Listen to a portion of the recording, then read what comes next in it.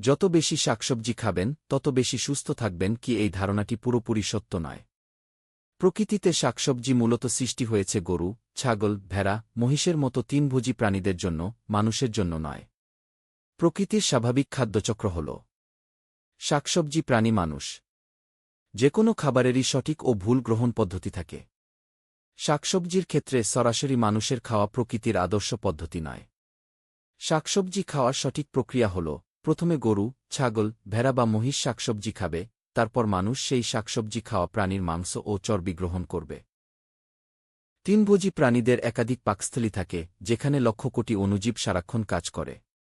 এই অণুজীবগুলো ফার্মেন্টেশনের মাধ্যমে শাকসবজির পুষ্টিকে এমন রূপে রূপান্তর করে, যা মানুষের শরীর সহজে গ্রহণ করতে পারে। মানুষের শরীরে এমন কোনো উন্নত ফার্মেন্টেশন সিস্টেম নেই। মানুষের একটিমাত্র পাকস্থলী, যার হজমক্ষমতা সীমিত। ফলে উদ্ভিজ্জ খাবারের অনেক পুষ্টি মানুষের শরীরে ঠিকমতো রূপান্তরিত বা শোষিত হয় না। তাই সরাসরি বেশি শাকসবজি খেলে অনেক সময় হজমে চাপ পড়ে, পেট ফাঁপে এবং পুষ্টি শোষণ কমে যায়। গরুছাগলদের শরীর এমনভাবে তৈরি যে তারা ঘাস, পাতা ও শাকসবজির শক্ত ফাইবার ভেঙে ফেলতে পারে, ফার্মেন্ট করতে পারে এবং অ্যান্টিনিউট্রিয়েন্ট নিষ্ক্রিয় করে। এরপর সেই উদ্ভিজ্জ উপাদানকে মানুষের জন্য উন্নতমানের প্রোটিন, চর্বি, কোলাজেন ও সহজপাচ্য পুষ্টিতে রূপান্তর করে। কোলাজেন সমৃদ্ধ খাবার ত্বক, চুল, হাড় ও জয়েন্টকে সুস্থ ও শক্ত রাখে।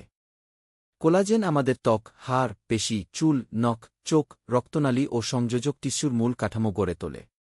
কোলাজেনের ঘাটতি হলে হাড় দুর্বল ও ভঙ্গুর হয়ে যায়। কোলাজেন তৈরির জন্য শরীরের প্রয়োজন নির্দিষ্ট কিছু অ্যামিনো অ্যাসিড, বিশেষ করে গ্লাইসাইন, প্রোলাইন ও হাইড্রক্সিপ্রোলাইন।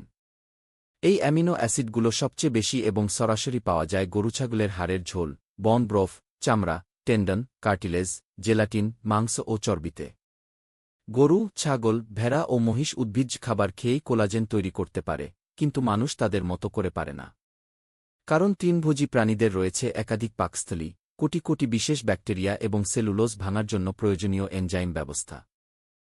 এই ব্যাকটেরিয়াগুলো ঘাসপাতার প্রোটিন ও নাইট্রোজেন ব্যবহার করে নিজেরাই গ্লাইসাইন ও প্রলিনের মতো কোলাজেন নির্মাণকারী অ্যামিনো অ্যাসিড তৈরি করে। পরে সেই ব্যাকটেরিয়াল প্রোটিন প্রাণীর শরীর শোষণ করে কোলাজেনে রূপান্তর করে।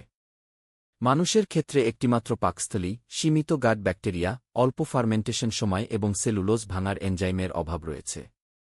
ফলে মানুষ উদ্ভিজ্জ খাবার থেকে কোলাজেন তৈরির প্রয়োজনীয় কাঁচামাল পর্যাপ্ত পরিমাণে পায় না। এই কারণেই প্রকৃতির নিয়ম অনুযায়ী শাকসবজি আগে গরু, ছাগল, ভেড়া বা মহিষ খায়। তাদের শরীর সেই শাকসবজিকে মানুষের জন্য সবচেয়ে নিরাপদ, শক্তিশালী ও বায়োঅ্যাভেইলেবল পুষ্টিতে রূপান্তর করে। এরপর মানুষ সেই প্রাণীর মাংস ও চর্বি খায়।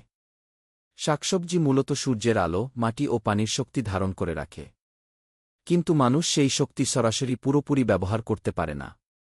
আমরা শাকসবজি খাই, কিন্তু তার অনেক পুষ্টি অপচয় হয়ে যায়। এখানেই গরু, ছাগল, ভেড়া ও মহিষের গুরুত্ব। তারা শাকসবজি ও ঘাস খেয়ে সেগুলোকে মাংস, চর্বি ও দুধের মতো ঘন ও শক্তিশালী পুষ্টিতে রূপান্তর করে। মানুষ যখন সেই প্রাণীজ খাবার গ্রহণ করে, তখন সে আসলে শাকসবজিরই সারাংশ গ্রহণ করে, কিন্তু অনেক বেশি কার্যকর ও সহজপাচ্য আকারে। এতে শরীর কম পরিশ্রমে বেশি পুষ্টি পায়, দ্রুত ব্যবহারযোগ্য শক্তি তৈরি হয় এবং হরমোনাল সিস্টেম স্থিতিশীল থাকে। এই কারণেই ঐতিহ্যবাহী সমাজগুলোতে শাকসবজি কখনোই প্রধান খাদ্য ছিল না। শাকপাতা ছিল সহায়ক, আর প্রাণীজ খাবার ছিল খাদ্যতালিকার মূল ভিত্তি।